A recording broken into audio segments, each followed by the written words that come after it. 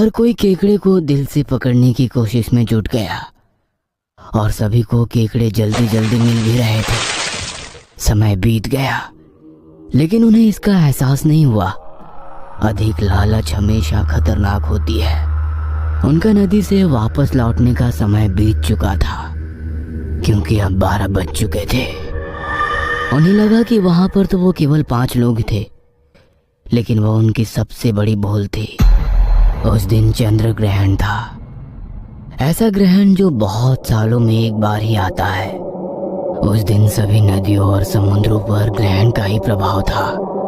जमीन से इतनी दूर होने के बावजूद भी चंद्रमा समुद्र में ज्वार भाटा लाने की क्षमता रखता है। रात बीत रही थी।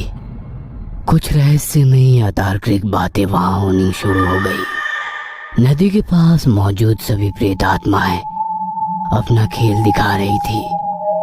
हादसे में मरकर घने पेड़ के जाल के पास बैठ रहा बुड्ढा, नदी में डूबकर मरे हुए, कहीं किसी ने आत्महत्या किए हुए, कुछ का कत्ल कर वहीं पर लाया गया था, कोई बस पुल से नीचे गिर के मरा हुआ, कुछ का नदी किनारे शमशान घाट में अंतिम संस्कार होकर भी जिन्हें मुक्ति ना मिली हो ऐसी आत्माएं। ऐसे सैकड़ों आत्माएं नदी के किनारे सफेद चेहरे से उन्हें निहार रही थी। उसमें छोटे छोटे बच्चे भी थे। उनके चेहरे पर शातिर घृणा का भाव आ गए, जैसे शिकारी के चेहरे पर आ जाता है जब उन्हें एक नया शिकार मिल रहा हो। उनमें से कुछ रो रहे थे, कुछ आजाद होना चाहते थे, लेकिन ये सारा खेल तो विधाता के हाथों में था। 12 बजे का प्रहर पलटते ही उन अभागे जीवों में मानो एक अलग चेतना आ रही थी। वो सभी प्रेत आत्माएं उन 5 पर हमला करके उन्हें अपने जैसा बनाने के लिए उत्सुक थे। और वो मंजर आया जब चंद्रमा की छाया नदी के ठीक बीच में आ गई और सभी आत्माएं उन 5 लोगों पर हमला करने के लिए आगे बढ़ी। ये खेल शुरू हुआ गुरु से। केकड़े को पकड़ते समय पत्थर उठाते हुए उसके हाथ से रक्षा धागा पानी के साथ चला गया। सत्या के साथ भी कुछ ऐसा ही हुआ। केकड़ों से भरा थैला किनारे पर रखते वक्त किसी झाड़ी में फंसकर उसके गले से हनुमान जी का लॉकेट वहीं फंसकर गिर गया। जैसे ही गुरु के शरीर से सुरक्षात्मक धागा हट गया, एक विवाहित महिला की आत्मा उसके शरीर में प्रवेश कर गई। फांसी रखी हुई केकड़ों से भरी थैली फिर से उसने नदी के पानी में डाल दी। उसे ऐसा करते देख बाकी लोग चिल्लाने लगे, लेकिन गुरु अजीब तरीके से हंस रहा था। लेकिन इससे भी बदतर तब हुआ जबकि थैली केकड़ों से भरी हुई थी और फिर भी उसमें कुछ भी नहीं निकला। यह देख सभी की चीख एकदम से मानो थम सी गई। सभी ने देखा कि कुछ रहस्यमय हो रहा था। ये हालत देखते हुए सत्या ने सबसे कहा, चलो अब जल्दी घर चलते हैं, पहले गुरु को पानी से बाहर निकालो। इतना कहकर सत्या गुरु के पास जाने लगा। उसकी बात सुनते ही गुरु ने अपनी आंख गोल गोल घुमा ली। उसके आंख के बुलबुले पूरे सफेद हो गए। ये सब देखकर सत्या के साथ साथ बाकी लोग भी डर गए। खाली थैला नीचे फेंकते हुए गुरु जोर जोर से हंसने लगा और स्त्री की आवाज में बोलने लगा, केकड़े सब मर गए, अब तुम भी मरोगे हमारी तरह। मरने के बाद तुम भी हमारे पास आओगे। गुरु पागल हो गए हो क्या? क्या बड़बड़ा रहे हो? चुप कर तू, मैं गुरु नहीं हूँ, मैं गुरु की बहू हूँ, रमा। केकड़े पकड़ रहे थे ना, कुछ भी नहीं है किसी भी बैग में, सब तुम्हारा वहम था। अब देखो तुम सब के सब, तुम्हारे साथ क्या क्या होता है। सब सोचने में मशगूल हो गए। 4 साल पहले बच्चा नहीं हो रहा था, इसलिए अपने ससुराल की परेशानी से थकी हुई गौरव की बहू ने इसी नदी में कूदकर अपनी जान दे दी थी। उसी समय गुरु ने अपने ही हाथों को खुद की गर्दन की ओर पूरी ताकत से विपरीत दिशा में घुमाते हुए खुद की गर्दन तोड़ दी। गर्दन की रीढ़ की हड्डी टूटने की आवाज आ गई और सब लोग चीख पड़े, गुरु! लेकिन तब तक बहुत देर हो चुकी थी। सत्या कुछ करने ही वाला था कि उसी वक्त पानी का जलस्तर बढ़ने लगा। नदी में अचानक से समंदर की लहरों की तरह लहरें आने लगी। किसी को ये देखकर यकीन नहीं हो रहा था, लेकिन सच में ऐसा हो रहा था।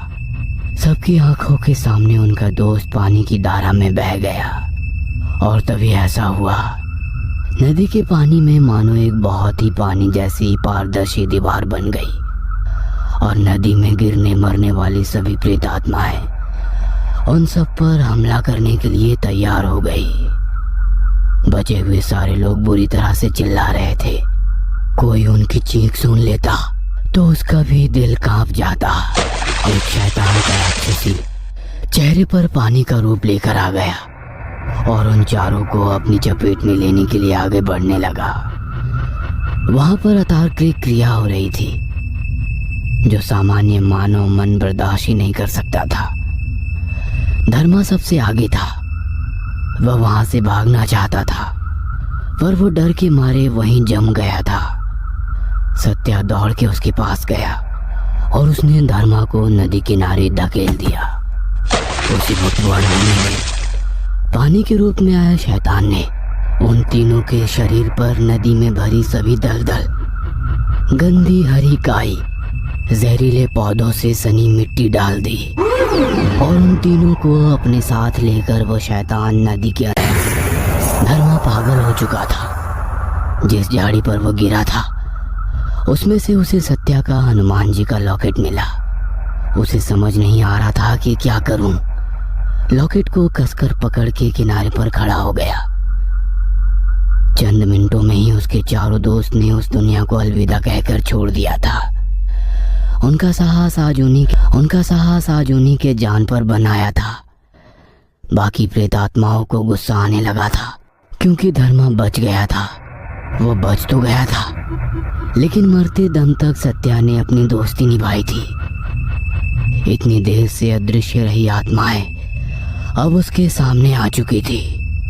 उनमें से एक एक के चेहरे देखकर धर्मा की रूह कांप रही थी। हर कोई प्रेतात्मा उसकी ओर भागने की कोशिश कर रही थी, लेकिन लॉकेट के कारण उसे कोई छू भी नहीं पाया। कैसे तो गिरते संभलते वो पुल पर आ गया। उसमें किसी भी चीज की बिल्कुल भी सुध बची नहीं थी। सब आत्माएं अंत तक उसके मन को वश में करने की कोशिश कर रही थी। धर्मा अपने दोस्त की यादों के कारण बहुत रो रहा था। उसकी आंखें नीचे झुकी। आंख पोंछते हुए उसने नीचे देखा। नदी हमेशा की तरह शांति से नीचे बह रही थी। उस समय उसमें थोड़ी देर पहले हुई क्रूरता का कोई नामो निशान तक नहीं था। लेकिन नदी के दोनों तट पर आसपास में लोगों की काफी भीड़ जमी हुई थी, जैसे कोई मेला लगा हुआ हो। फर्क सिर्फ इतना था कि ये मेले में शामिल सभी लोग मर चुके थे। सब लोग रोते बिलखते चिल्ला रहे थे, मानो सब उसे अपने पास बुला रहे हो।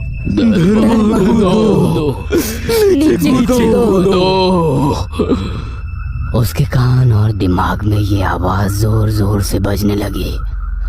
उसी समय वो अपना आपा खो बैठा। कुछ सोचते हुए वो पुल की दीवार की ओर बढ़कर झुक गया। उस वक्त मानो वहीं उसे बिजली का झटका लगा और वो दीवार से दूर गिर पड़ा। उसके हाथ में हनुमान जी का लॉकेट चमक कर उठ रहा था। उस लॉकेट से उसका दिमाग नियंत्रित हुआ और वो गांव की तरफ भाग गया।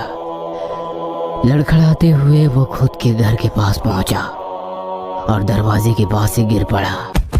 उसके बाद कई दिनों तक उसे होश ही नहीं था। गांव में मातम छा गया था। एक साथ गांव के 4 जवान बच्चे गायब हो गए थे और धर्मा भी बेहोशी के हाल में था। वक्त बीतता गया, पर अब धर्मा पूरी तरह से पागल हो गया था। वो बहुत बड़े मानसिक सदमे की स्थिति में था। वो गिलास में पानी देखकर भी चिल्लाने लगता था। एक रात जब घर में अचानक से वह उठा तो उसने देखा कि उसके चारों दोस्त खिड़की के बाहर खड़े थे और उनके शरीर पर से पानी टपक रहा था और उसमें से मांस के सड़ने की बदबू आ रही थी। चारों उसे अपने पास बुला रहे थे। उसने बाहर आकर मुख्य दरवाजा बंद कर लिया और घर के अंदर बीचों बीच निकली एक लोहे की टेढ़ी बार के नीचे स्टूल लेकर खड़ा हो गया। उसमें से एक जंग लगा हुआ बड़ा सा कील, जो कि पंखा लगाने के लिए छोड़ दिया गया था। उस कील को देखकर धर्मा अजीब तरीके से मुस्कुराया और देखते ही देखते उसने अपना सिर उस कील में ठोक लिया और वो वहीं मर गया।